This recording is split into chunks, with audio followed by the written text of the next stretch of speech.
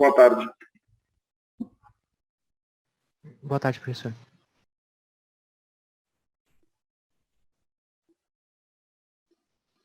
Legal.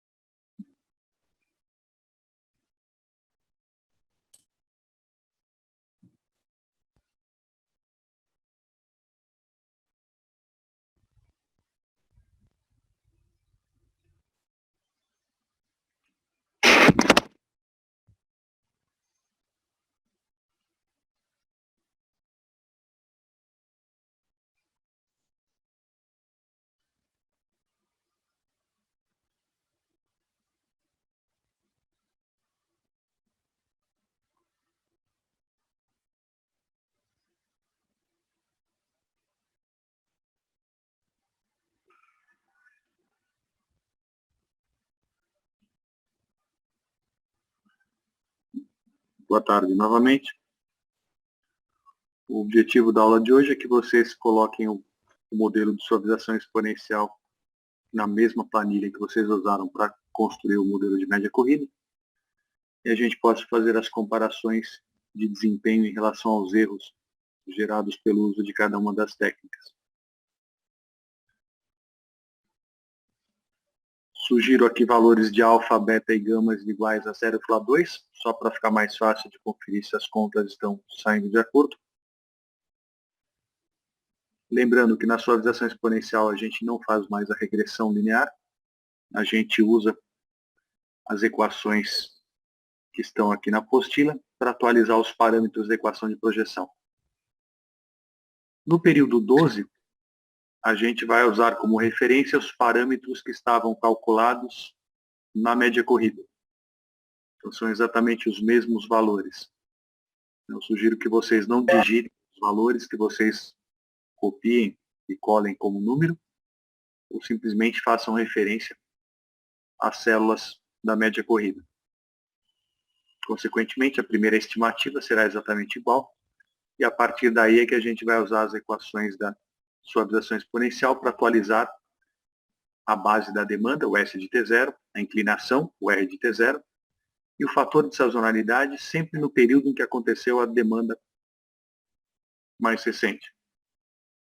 Então, a primeira demanda que vai acontecer vai ser a demanda do período 13. Vocês vão atualizar o fator de sazonalidade somente no período do primeiro quadrimestre do ano. Quando acontecer a demanda do período 14, vocês atualizam o fator de sazonalidade do segundo quadrimestre. Quando acontecer a demanda do período 15, atualiza o fator do terceiro quadrimestre. Depois, no período 16, volta a atualizar o do primeiro. Enquanto isso, os outros valores são mantidos iguais aos anteriores. Sugiro que vocês escrevam igual para poder copiar depois para as células de baixo. Dependendo de como se montar a planilha, vai dar para copiar de 3 em 3 linhas. Não é só escrever as 3 primeiras linhas e depois copiar para baixo, desde que, claro, as travas estejam devidamente colocadas.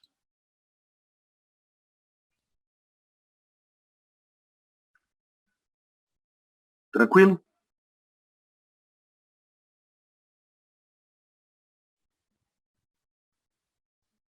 Tranquilo. Obrigado. Então, vão fazendo, por favor, qualquer dúvida é só perguntar.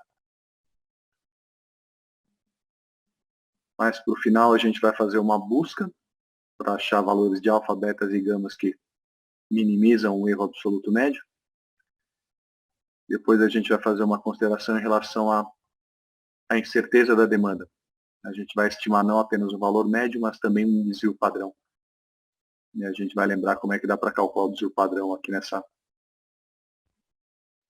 abordagem de cálculo. Boa tarde. E lembrando que semana que vem tem prova, certo?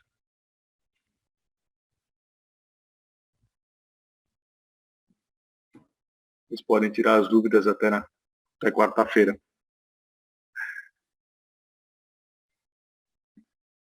Professor, sobre o formato da prova, o senhor vai falar no final da aula? Eu posso falar agora. A prova eu vou colocar no ambiente virtual, no Moodle. Vocês vão escrever a prova num papel normal, ou vão escrever em algum arquivo e vão mandar para o meu e-mail ou uma foto, ou um escaneamento, ou o arquivo para eu poder corrigir. Só isso. O mais semelhante possível de uma prova normal. E quanto tempo a gente vai ter, professor, para fazer a prova? Vocês vão ter 1 hora e 1 hora e meia, em princípio. Entendi, obrigado. Prova com consulta. Pode fazer em qualquer horário também.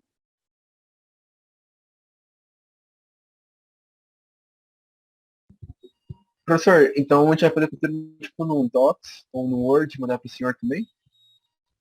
Sim, ou simplesmente escreve numa folha de papel, tira a foto e manda.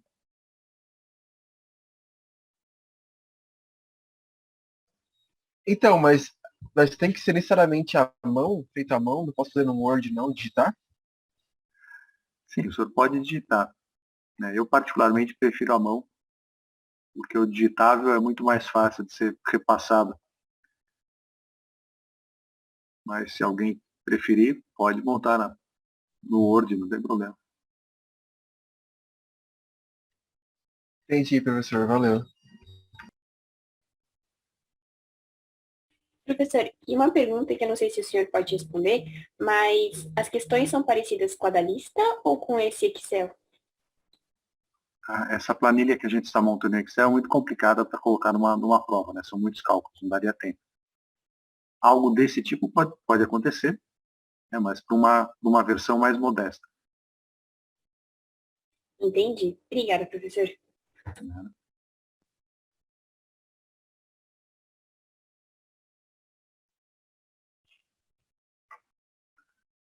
O arquivo com a resposta anterior da média corrida está no Moodle. Esse da suavização exponencial, em princípio, não. Eu colocarei depois.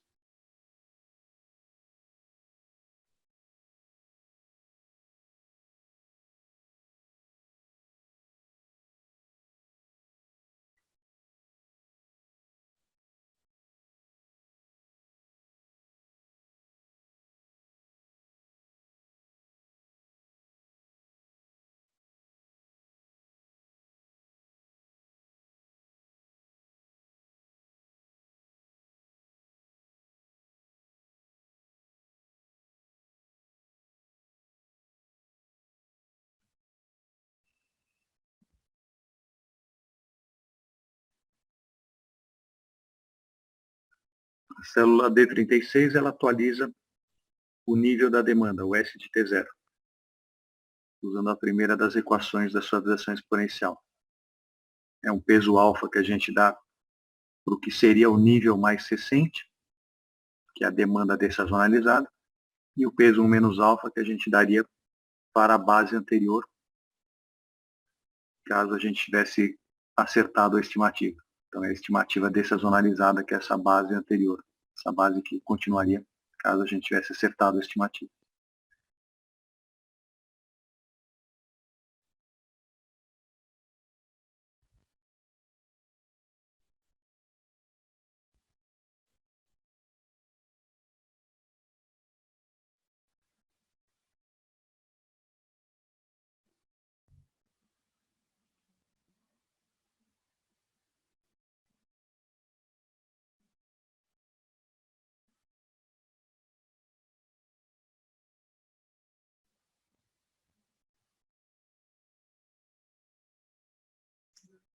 Professor, da onde que surgiu o 103 do a base 103 do período 13? Essa daqui? Isso. Ok, nós tínhamos uma base anterior, que era 96,65, que junto com a inclinação, 4,76, e o fator do primeiro quadrimestre foram usados para fazer a estimativa de demanda do primeiro quadrimestre à frente, o quadrimestre 13. Então, a estimativa foi 73,3 e a demanda real, 80. A atualização da base vai ser feita usando essa primeira equação aqui da apostila. Opa. Ah, entendi, verdade, tinha esquecido. Utilizando o 80, né, agora. Isso. Para O suavizar. 80 é a demanda real, é o V de T0. Ah, perfeito. Então, a demanda dividido pelo fator de sazonalidade indicaria qual seria o nível da demanda no período 13, né, que teria justificado uma demanda de 80. E a base, que seria a expectativa da continuação do nosso histórico, seria a estimativa dessazonalizada. Então, para o mais recente, a gente dá um peso alfa, para o histórico, a gente dá um peso 1 menos alfa. Perfeito. Ah, verdade, tinha esquecido de usar o 80. Beleza, obrigado. Nada.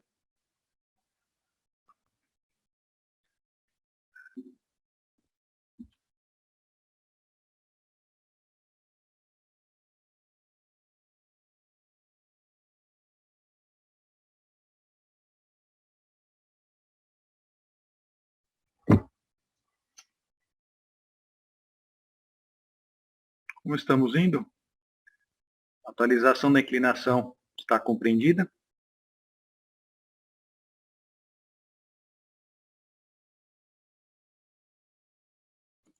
Professor, eu estou com dúvida na sazonalidade, como a gente atualiza. O fator de sazonalidade, ele vai sendo atualizado um de cada vez, usando essa equação aqui, à medida em que as demandas acontecem nos períodos correspondentes. Então, quando acontece a demanda do período 13, o período 13 é um primeiro quadrimestre do ano, então a gente atualiza o fator do primeiro quadrimestre. Damos um peso gama para o que seria a sazonalidade mais recente, que é a demanda dividido pela base recém-calculada, e o peso complementar, 1 menos gama, para o fator anterior do mesmo período. Os outros dois fatores a gente mantém os mesmos valores. Então, aqui na planilha eu preferi escrever igual à célula de cima para poder copiar depois para baixo. Aí no período 14, a gente vai atualizar o fator 2, é isso? Isso, perfeito. Perfeito. Obrigado. Nada.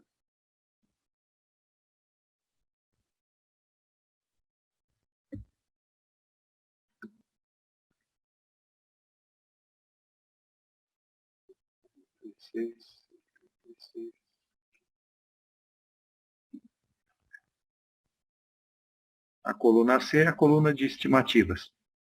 Então, é a equação de projeção. É um fator de sazonalidade que multiplica um ponto numa reta média. Essa reta média tem como referência inicial o S de T0. A inclinação dessa reta é o E35, é o R de T0, que a gente estima para quantos períodos à frente a gente quiser. No nosso caso, nós estamos fazendo estimativas para um quadrimestre à frente. Então, por isso que vai ser sempre multiplicar por 1 aqui a inclinação da demanda.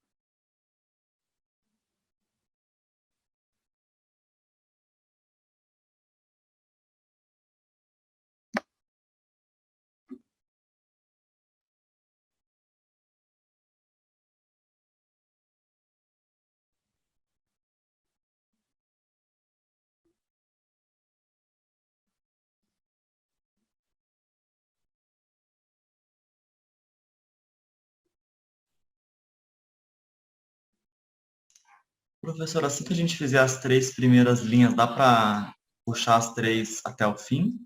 Sim. Isso funciona? Tá, perfeito. Tem de fazer as 3 porque vai mudando aqui o fator de sazonalidade, né, que é para estimativa. Ora é o F1, depois é o F2. depois o F3, assim por diante. E aqui na correção do fator também a gente atualiza um de cada vez. Na hora que você tiver as linhas do 13, 14 e 15 completas, é só copiar realmente.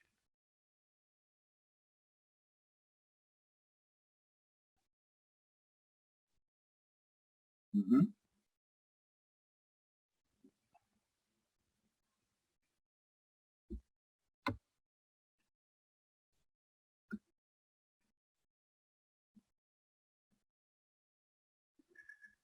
Sempre planilha, conferência se faz necessário.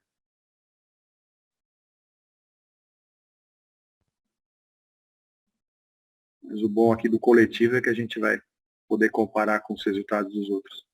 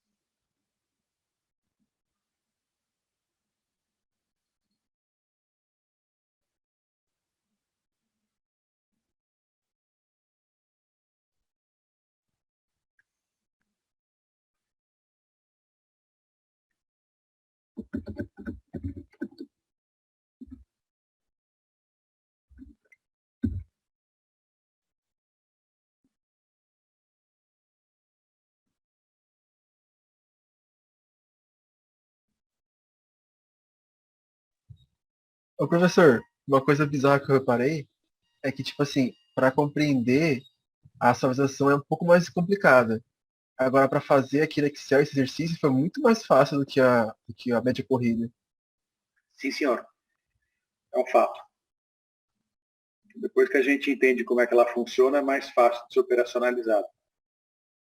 Tem a vantagem de não precisar de uma regressão linear. Você pode fazer essa conta em qualquer banco de dados. Muito mais simples, né? Regressão linear exige uma ferramenta específica para isso. A quantidade de contas também é muito menor.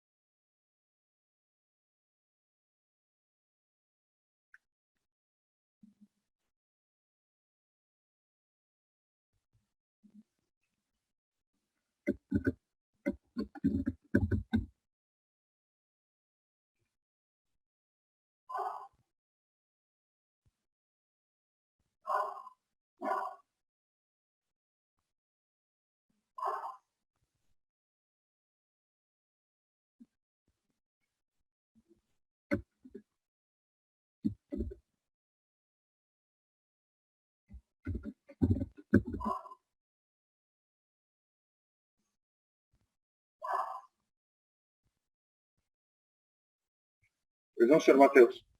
Professor, estou com uma dúvida na atualização dos termos dos coeficientes de sazonalidade, por exemplo, F2 na linha 37, após a atualização do outro termo. Não sei se ficou claro.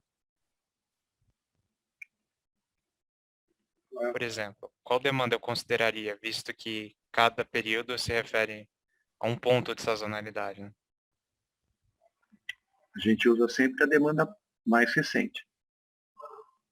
Então, a gente atualiza o fator do segundo quadrimestre, quando acontecer a demanda correspondente no segundo quadrimestre. O período 14 é um segundo quadrimestre.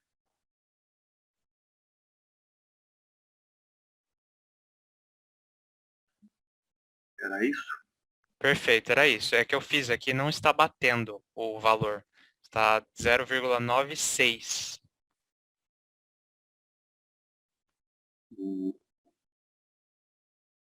Deixa eu colocar uma casa decimal aqui.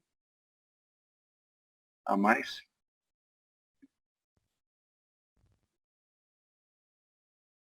Com mais casas decimais fica assim também? Não, então, o primeiro valor, né, o correspondente à linha, a célula G35, 0,96, tá certinho, que foi copiado da outra planilha. Tá. Agora, o de baixo está 0,92. Então, esse aqui, nessa linha de baixo, nós estamos no período 13. No Perfeito. período 13, como é o período 13 é um primeiro quadrimestre, a gente só consegue atualizar o fator do primeiro quadrimestre. Então, essa equação que atualiza o fator, ela só vai funcionar para o F1. O F2, ele mantém o valor anterior. Ah, perfeito, era justamente isso. Perfeito. Esse é o detalhe. Atualiza um de cada vez. Muito obrigado. Nada.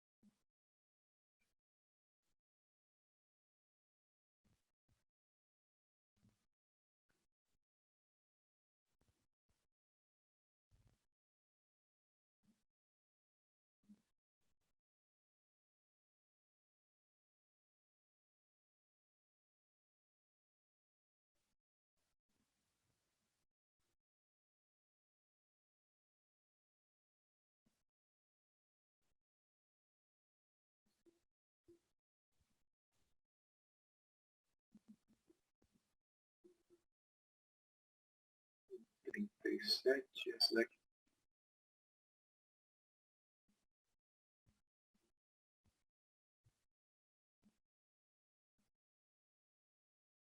É para atualizar a inclinação da reta.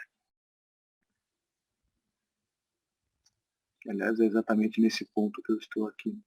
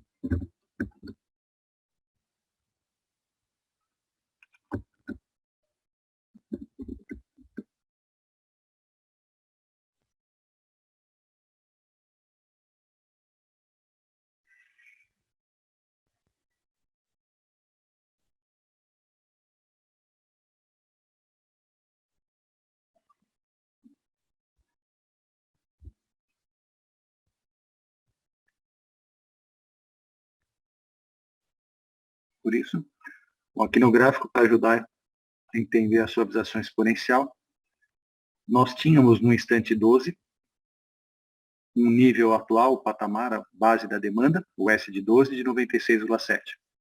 Tínhamos a inclinação de 4,8, o que nos levaria a um ponto na reta média, que é a soma dos dois, que daria 101,5. Como a gente sabe que o primeiro quadrimestre à frente teria um fator de sazonalidade de 0,723, a gente multiplica esse 101,5 por 0,723 e chega na estimativa que a gente havia feito para o período 13. A demanda real foi 80. Opa, faltou escrever aqui.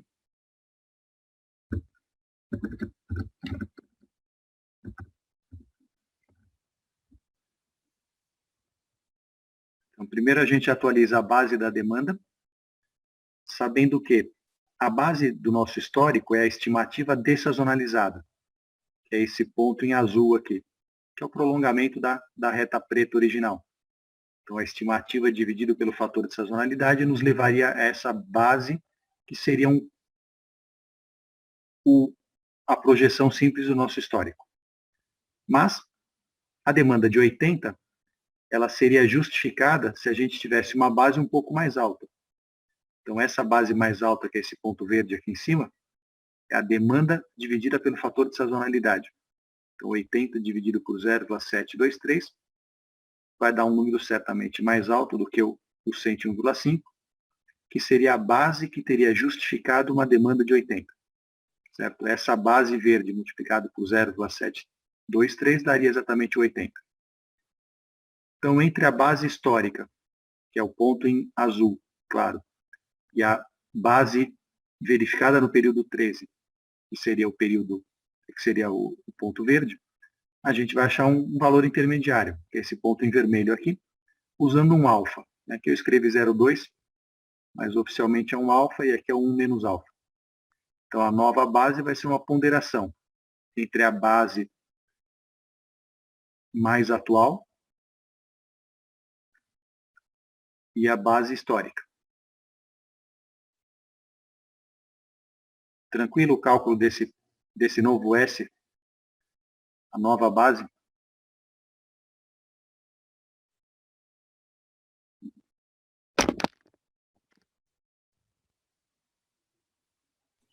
O V13 seria 80, né? Isso. Perfeito. Então, nós temos uma base que antes era 96,7, agora a nova base é o 103,3 que a gente calculou. Consequentemente, essa reta em vermelho aqui indicaria qual teria sido o crescimento da demanda do período 12 até o período 13. Então, essa é a inclinação mais recente, o S de 13 menos o S de 12, que vai ser ponderado com a inclinação anterior, que era o 4,8. Com isso, a gente vai calcular a inclinação que vai ser usada para fazer a projeção daqui para frente. Então, o R de 13 é uma ponderação com beta para a inclinação mais recente. Faltou aqui um parênteses. E um menos beta para a inclinação anterior.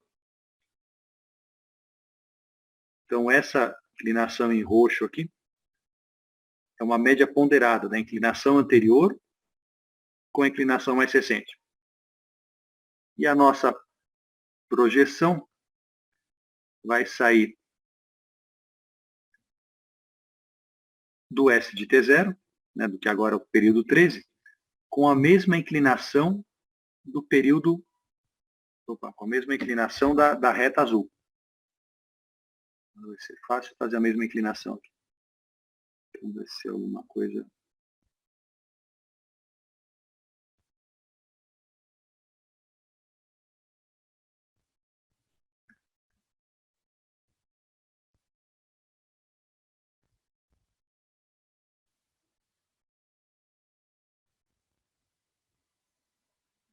Para deixar claro que são paralelas essas duas retas. A laranja, que é a base para a nossa nova estimativa, e a roxa, que foi a inclinação recém-calculada.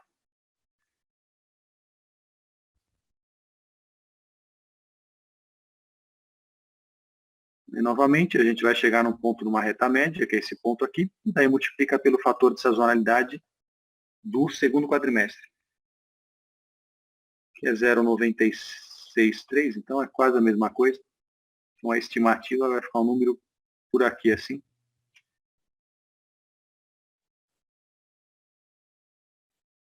Então essa é a estimativa de demanda do período 14. E a gente também atualizou o fator de sazonalidade do primeiro quadrimestre, com a equação que está marcada aqui na apostila. E assim prossegue, certo?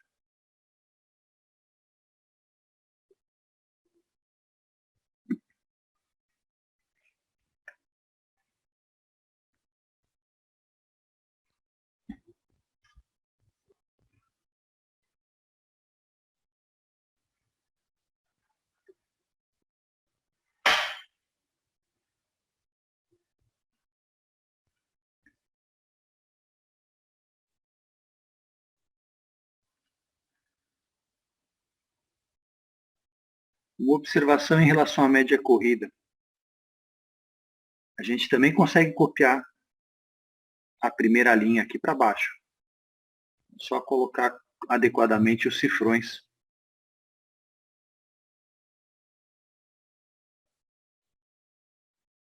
Dá para fazer isso também.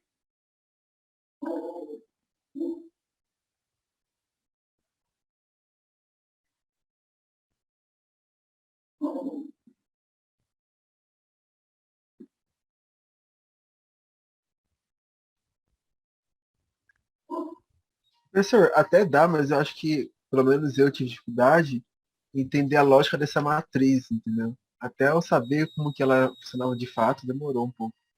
Ah, normal. Todos levamos um pouco de tempo para entender totalmente as coisas. Mas depois que a gente entende, fica mais fácil.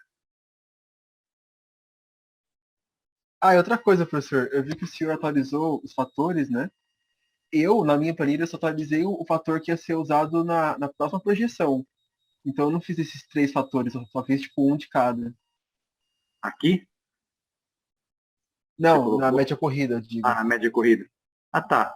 Isso nesse caso que a gente só fez a projeção para um quadrimestre à frente.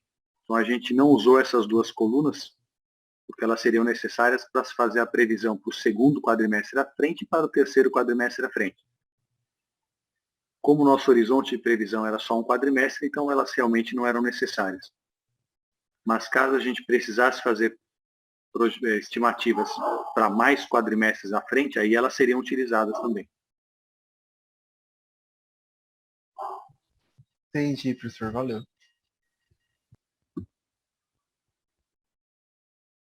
Lembrando que os erros que a gente calcula aqui são preferencialmente erros considerando o nosso horizonte de previsão. Então aqui o erro ele foi calculado como a estimativa menos a demanda real e essa estimativa foi feita um quadrimestre antes. Isso que o nosso horizonte de previsão aqui era um quadrimestre. Caso a gente quisesse fazer estimativas para 2 quadrimestres à frente, ou para 3 ou para 4, o erro de previsão seria a estimativa feita alguns quadrimestres antes, menos a demanda desse quadrimestre. Daria um pouquinho mais de trabalho aqui, algumas colunas a mais seriam necessárias. Mas caso a gente precise fazer estimativa para um horizonte mais longo, também é possível, e os erros seriam calculados com esse horizonte correspondente. E a expectativa é quanto mais longo o horizonte de previsão, mais a gente erra.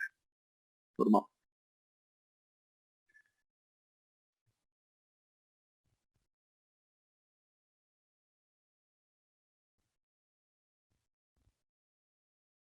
Como é que estamos aqui na elaboração da planilha?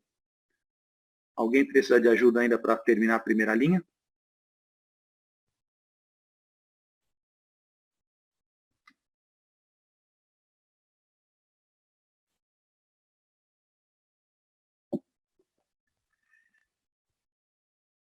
Ok, aparentemente não.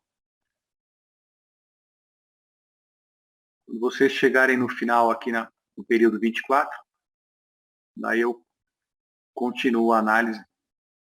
A gente vai discutir como fazer buscas por alfas, betas e gamas que nos levariam a erros menores. A gente vai comparar as duas técnicas de previsão e calcular desvio padrão. Esse é o nosso último ponto hoje.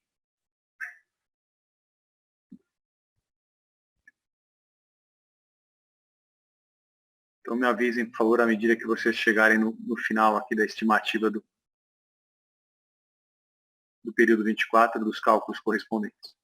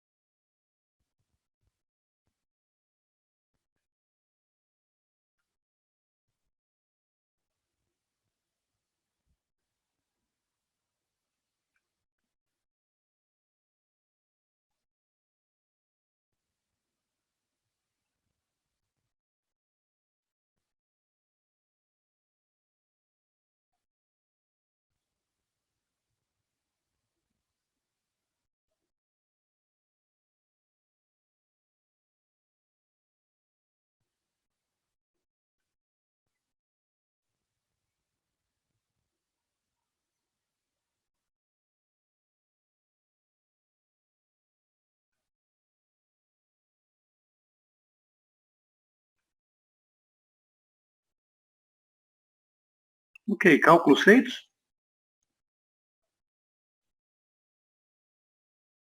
Alguém tem alguma dúvida ainda?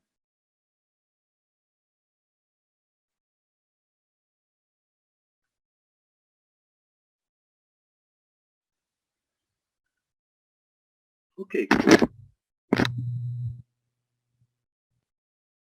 Então, fazendo a atualização dos parâmetros da equação de projeção e fazendo as estimativas para cada um dos próximos períodos, a gente pode calcular os erros. É normal, planilha é isso aí. Mas pensa bem, né? Uma vez que você monte a planilha, ela pode ser usada quantas vezes você precisar. Antigamente se fazia a conta na calculadora. Toda a conta nova tinha de ser feita na calculadora. Está bem mais trabalhoso. Nossa senhora, é pouco. Teve gente que mandou vários grupos para a Lua usando régua de cálculo, não era nem calculadora.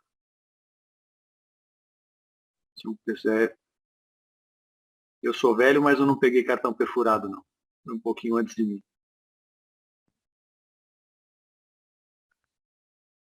Mas eu peguei terminal de tela verde ligado a um computador central. Todos os alunos acessavam o mesmo computador, era tudo muito demorado.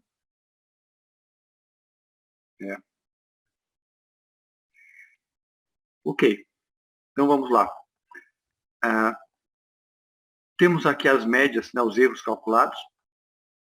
O erro absoluto, o erro quadrático. E as respectivas médias. Temos aqui o sinal de rastreamento, né, lembrando que é a somatória dos erros dividido pelo erro absoluto médio. Um valor entre menos 6 e 6 indicaria que o modelo é aceitável, que é o caso aqui. O valor pouco acima de 0 significa que o modelo é um pouco giesado para cima, é o mesmo resultado que apresenta o erro médio. Então, nosso modelo seria um pouco otimista, digamos assim. Mas relativamente até que é pouco.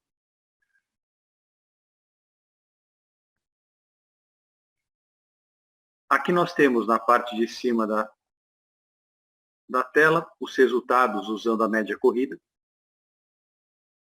Daí a gente pode comparar os dois modelos. Então, em termos de viés, a suavização exponencial com coeficientes alfa, beta e gamas iguais a 0,2, ela tem um viés menor, levemente positivo, né? A média corrida deu um viés bem mais negativo, embora ainda aceitável. A suavização exponencial também é mais precisa, o erro absoluto médio é certamente menor do que o erro absoluto médio que deu na média corrida. Consequentemente, o erro quadrático médio também vai ser menor que a média dos quadrados, também vai acabar sendo um número mais baixo. Então, se a gente tiver de escolher entre os dois modelos, a suavização exponencial claramente seria vantajosa. Todos de acordo? Sim.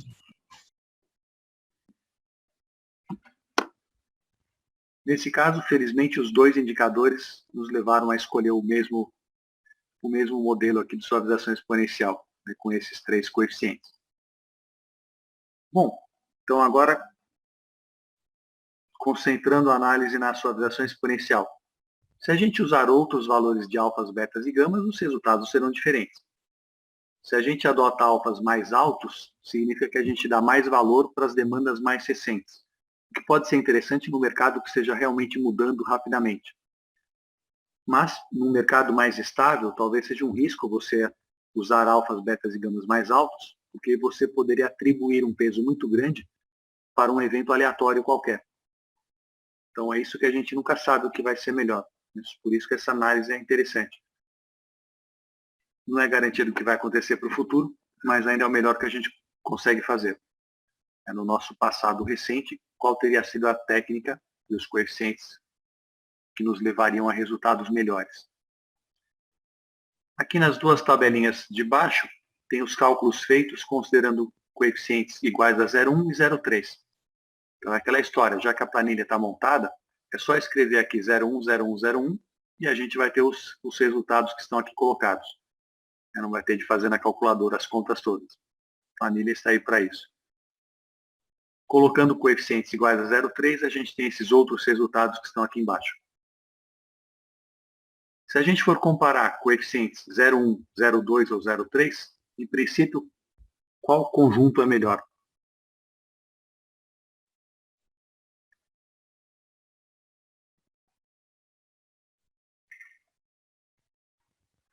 Zero um. O 0,1 parece bem interessante, na minha opinião seria o 0,1 também. Com certeza não seria o 0,2, né? Porque o 0,2 ele tem o maior erro médio e o maior... Ah, não é o maior erro absoluto médio, desculpa. Ele é intermediário em termos de erro absoluto médio. Então, aquela história, a gente tem de dar prioridade para alguns dos indicadores. Em geral, o erro absoluto médio é o indicador mais interessante, como o primeiro critério de escolha, que é o que aconteceria aqui para os coeficientes iguais a 0,1. É o menor erro absoluto médio. E o erro médio é um pouco maior só do que o erro médio dado pelos coeficientes 0,3.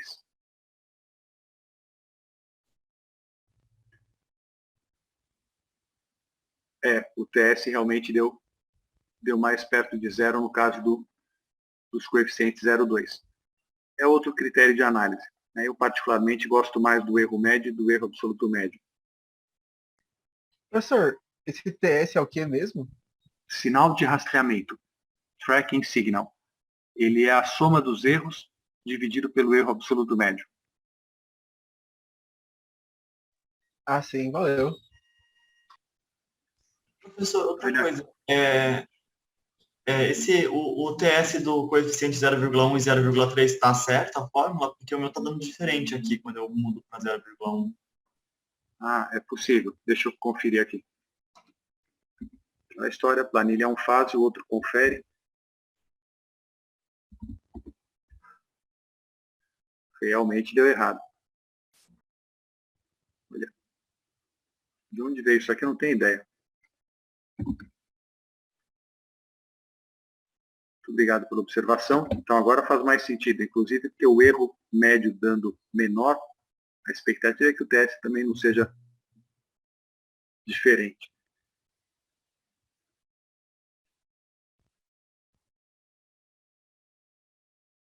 É só colocar aqui também.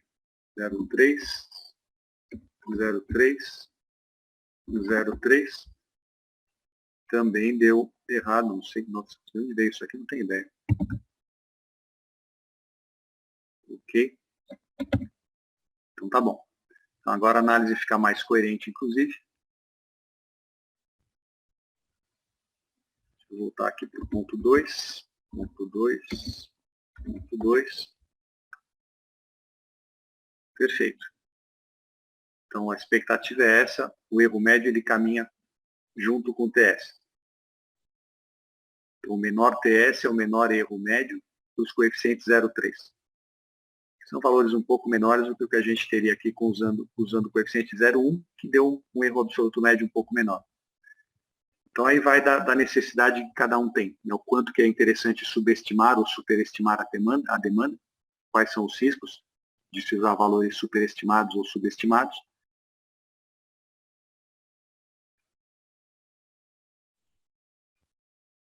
Em princípio eu escolheria 0,1, certo? Mas realmente tem um quê de arte aqui na coisa. Seria bem satisfatório, essa é a verdade. Uma precisão bastante grande. Nem sempre a gente vai ter essa sorte toda. Bom, quando a gente faz uma análise item a item, a gente pode fazer uma busca aqui pelos valores dos coeficientes mais interessantes. Então, o solver do Excel pode nos ajudar nesse ponto. Então, em princípio, a gente gostaria de minimizar o erro absoluto médio, que está aqui na célula J49, variando alfa, beta e gama. E as restrições que a gente pode colocar é que alfa... Será que ele vai entender isso aqui? Podem ser valores menores do que 0,4.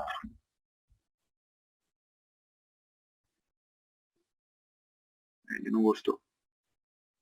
Isso quer dizer que eu vou ter de marcar um de cada vez. Se eu tivesse colocado os três lado a lado, daria. Um problema?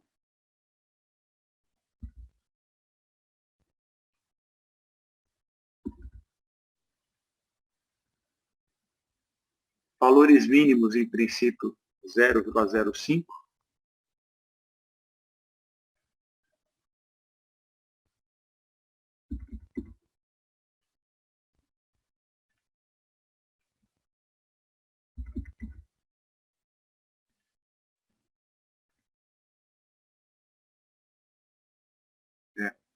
É uma questão de montar a planilha de forma um pouco diferente.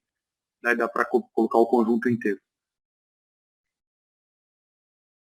Então aqui, se eu não errei na declaração, os valores mínimos são 0,05 e os máximos 0,4.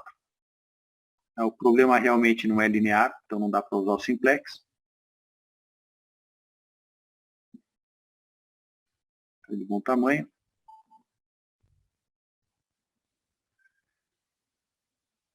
Ele acabou adotando os valores mínimos de 0,05,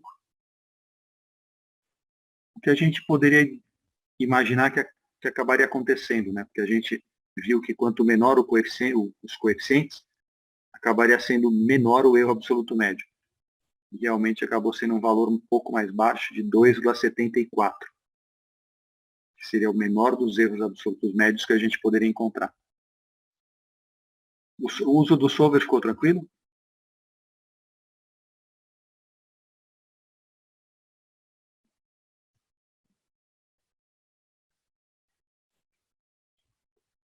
Ok. Observem que o erro médio agora ficou um pouco negativo. alguém pode achar isso inconveniente. Como a gente tinha anteriormente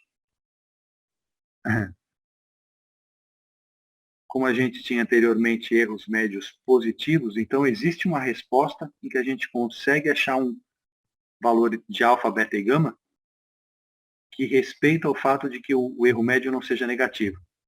A gente pode até acrescentar isso no próprio solver, colocar uma restrição a mais de que o erro médio deve ser maior ou igual a zero. É só mandar resolver de novo. Então aqui ele respeitou. Não é o 2,74, né, que a gente tinha encontrado antes, mas a vantagem é que o erro médio ficou zerado. E para isso ele mudou um pouquinho aqui, o valor do beta foi para 0,12. Então, em princípio, com esses 3 valores de coeficientes, a gente teria um erro absoluto médio realmente bastante modesto. Não foram calculados os valores relativos. Mas se a gente for calcular aqui relativamente as demandas, vai dar um valor muito baixo, menos de 2%. É muito baixo. E um modelo não viesado, como a gente pode ver aqui. Então ficaria bem interessante realmente, se a situação for essa, um ótimo resultado. Até aqui tranquilo? Sim. Ok. Bom, então a gente escolheu um modelo, então, o princípio seria esse, suavização exponencial com coeficientes 0,05, 0,12, 0,05, que a gente acreditaria que levaria a bons resultados no futuro. Então, o nosso futuro aqui seria o período 25. Então, nós temos já temos os coeficientes devidamente colocados aqui em cima. A nossa estimativa é o fator de sazonalidade, 0,72, que multiplica 154 mais 4,7. Então, essa é a estimativa da demanda média do período 25. Próximo passo. Qual é a incerteza que a gente tem em relação a essa estimativa? Esse é um valor médio da demanda. Então, a gente quer saber quanto que a gente pode estar errado. Para isso, a gente tem algumas possibilidades. Para quem já aprendeu o desvio padrão, o natural seria fazer uma estimativa do desvio padrão da demanda do produto com base nos erros quadráticos. É aquela ideia, o erro quadrático é a diferença, é o quadrado da diferença entre a estimativa e a demanda real, que a gente usaria como referência para calcular o desvio padrão. Então a gente faria a somatória dos quadrados das diferenças e dividiria por n-1 observações para chegar na estimativa da variância. E tiraria a raiz quadrada para chegar na estimativa do desvio padrão. Então a gente teria aqui uma estimativa bem interessante de que o desvio padrão da demanda no período 25 é de 3,8. Ou seja, a média seria 114,6 e o desvio padrão 3,8. Isso a gente vai usar logo depois da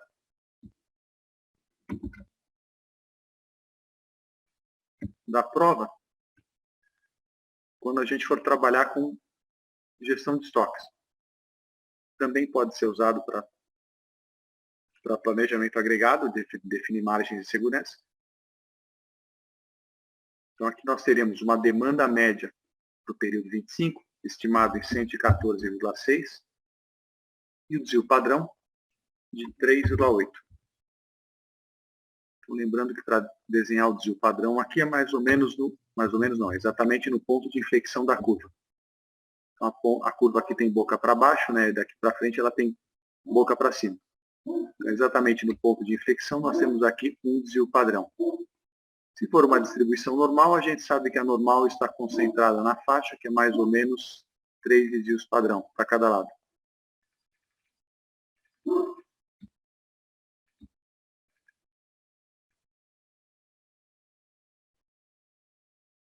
E a gente pode se preparar não com um valor igual à demanda média. A gente pode adotar uma margem de segurança.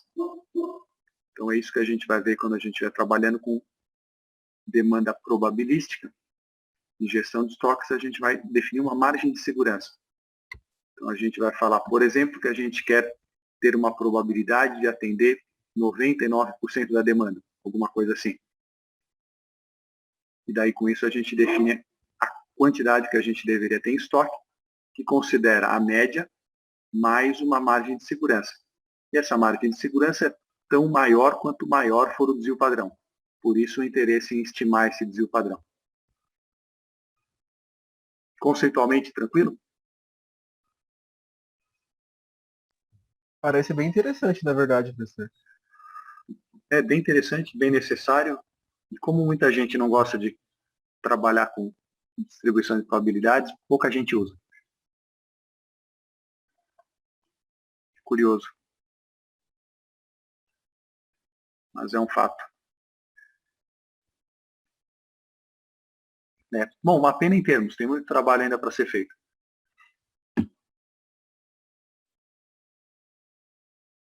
Bom, de que outra forma a gente pode estimar o desvio padrão da demanda do produto?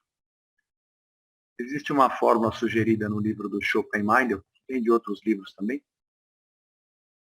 que a gente pode usar o erro absoluto médio multiplicado por 1,2533, que é a raiz de π sobre 2, para ter uma estimativa desse desvio padrão. Qual é a lógica? Se uma demanda naturalmente é mais incerta, a gente erra mais na estimativa. Isso é fácil de compreender. E o sujeito fez uma análise estatística e chegou nesse valor. Então, essa é uma relação entre o desvio padrão e o erro absoluto médio, esse 1,2533, que funciona como uma boa estimativa. A diferença aqui de 3,8 para 3,5 não é diferença nenhuma. Na prática, é a mesma coisa. Então, com isso, a gente teria uma estimativa de quanto incerta é a nossa estimativa. Isso faz toda a diferença.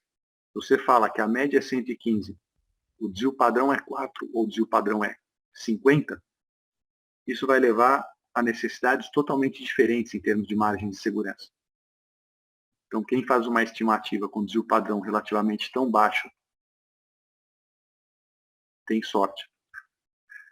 Não é todo mundo que tem essa felicidade. E só lembrando, eu cheguei a comentar, quando a gente já chegou a calcular o desvio padrão anteriormente, a gente não poderia usar a fórmula do Desvipad aqui do Excel. Porque o nosso histórico, ele apresenta demandas que certamente têm sazonalidade. Então, os valores não estão próximos a uma reta na horizontal. Eles não estão nem mesmo próximos a uma reta inclinada, porque existe a sazonalidade da demanda. Então, se a gente calcular o desvio padrão simplesmente usando a demanda real, a gente vai ter aqui um desvio padrão de 40. Mas a gente não erra tanto assim. Porque a nossa estimativa, lembrando aqui, as nossas estimativas, elas estão acompanhando essa demanda. A demanda tem essa sazonalidade, certo? E as nossas estimativas, elas não estão ao longo de uma reta na horizontal. Opa, reta na horizontal é por aqui, nem por aqui. As nossas estimativas, elas acompanham o comportamento da demanda. A gente sempre erra. Então, hora a gente erra para cima, hora a gente erra para baixo, de vez em quando erra pouco, de vez em quando erra um pouco mais. Mas as nossas estimativas, elas acompanham o comportamento da demanda. E a equação do Desvipad do Excel calcula o desvio padrão em relação a essa reta na horizontal. E por isso que dá um valor tão mais alto assim. As diferenças entre as demandas reais e essa média global são diferenças muito maiores do que os nossos erros de estimativa. De acordo?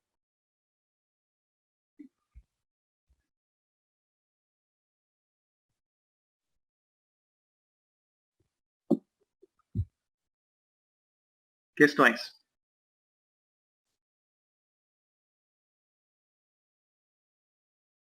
Professor, a média, como é que o senhor calculou?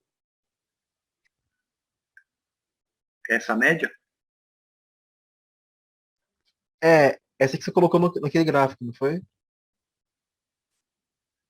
Ah, não, você está dizendo essa média vermelha aqui que eu desenhei. Não, a do primeiro, a que fica no centro da distribuição normal. Ah, essa daqui, 114,6. Isso. Então, perfeito. Essa é a nossa estimativa usando a equação de projeção. Nós estamos no período 24, e caso a gente queira fazer uma previsão para um quadrimestre à frente, a gente usa os parâmetros disponíveis no momento 24. O 0,72 que multiplica 154 mais 4,7. É o que deu aqui o 114,6. É simplesmente a reprodução da equação de projeção que a gente vinha usando antes. De acordo? Até aí tudo bem, mas eu não entendi por que usar ela como média na distribuição normal. Porque essa é a estimativa da demanda média do período 25. Esse valor que a gente estimou aqui, todo esse conjunto de valores, são valores de uma demanda média.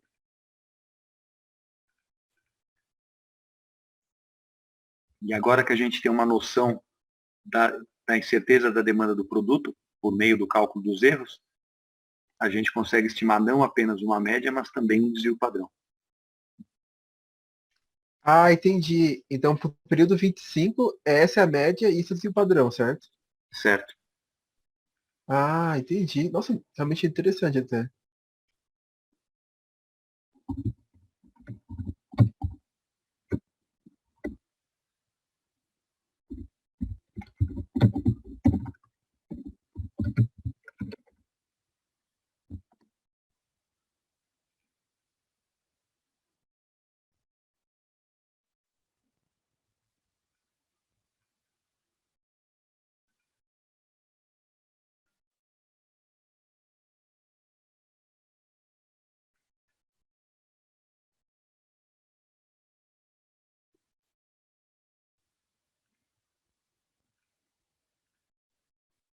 Senhor Matheus, pois não.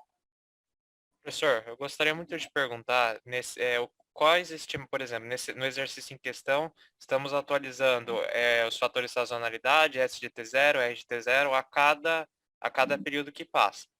Certo. Mas assim, se fôssemos fazer essa projeção que o senhor acabou de comentar com base na pergunta do Samuel, quantos períodos à frente o senhor considera razoável? Qual o período de tempo que o senhor considera razoável fazer essa projeção? A gente faz a previsão para o horizonte que a gente precisar. A técnica de projeção, que é essa que nós estamos vendo, né? Algumas das técnicas da lógica da projeção, né? Enquanto o ambiente em que a empresa funciona não tiver grandes alterações, a projeção costuma funcionar.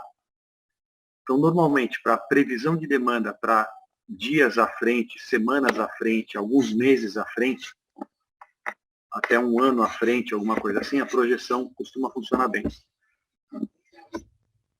Para horizontes bem maiores, 5 anos, 10 anos, a projeção é uma técnica normalmente insuficiente, porque em 10 anos muita coisa pode acontecer, né, em termos de mercado, de padrão de consumo, de concorrentes aparecendo no mercado e assim por diante.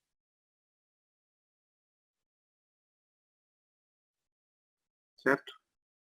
Perfeito, professor. Muito obrigado. Eu agradeço. Então é isso. Tranquilo?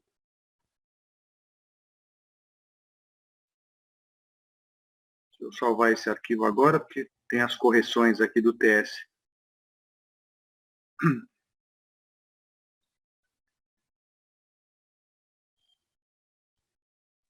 Professor, também só para deixar claro, essa parte da média, desse padrão, a gente vai retomar depois da prova, né? Como usar isso aqui? Sim, a gente vai usar, vai ver depois. Ah, sim, Então, beleza. por enquanto, nós estamos estimando a demanda, média e desvio padrão, ou alguma outra distribuição de probabilidades, caso a gente não queira usar a normal. A gente vai ver mais para frente como usar essa informação futuramente.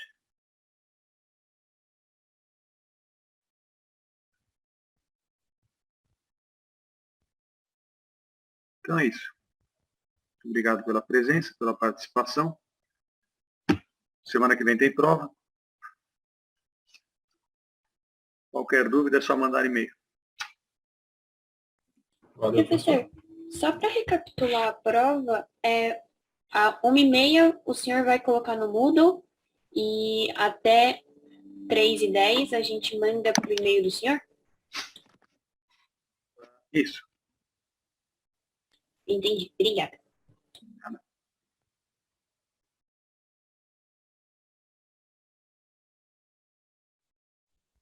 Quem precisar fazer a prova no segundo horário, pode fazer, não tem problema. Entendi. Obrigada pela hora. Pronto. Obrigado. Boa semana a todos. Tchau, professor. Muito obrigado. Até a próxima aula.